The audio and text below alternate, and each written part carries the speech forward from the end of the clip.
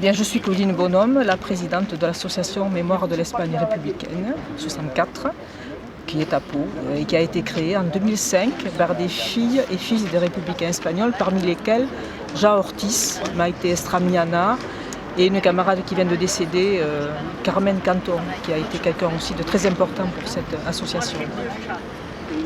Et donc aujourd'hui on célèbre l'anniversaire de l'avènement de la République espagnole. C'était quelle date ? La République espagnole a été proclamée après un long processus démocratique et sans une goutte de sang versé, le 14 avril 1931.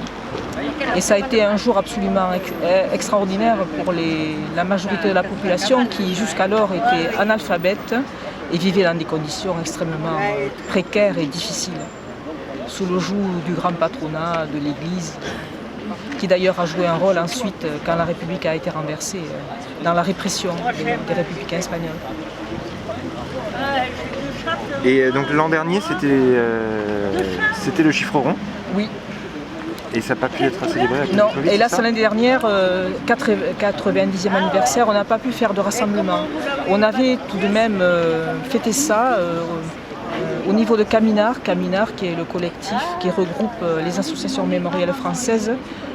Il y en a 16 qui sont réparties dans la France entière. Et chaque association avait envoyé des images et un texte, quelque chose qui rappelle cet événement important. On avait fêté ça comme ça parce qu'on ne pouvait pas se rassembler. Et cette année, il y a ça aurait peut-être un sens particulier avec la montée des fascismes en Europe et particulièrement en Espagne et en France. Hélas, tout ça ne va pas dans la bonne direction. On a banalisé les idées d'extrême droite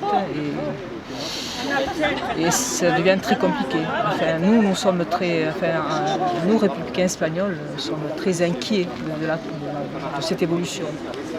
Enfin, évolution, je ne sais pas si c'est le bon mot.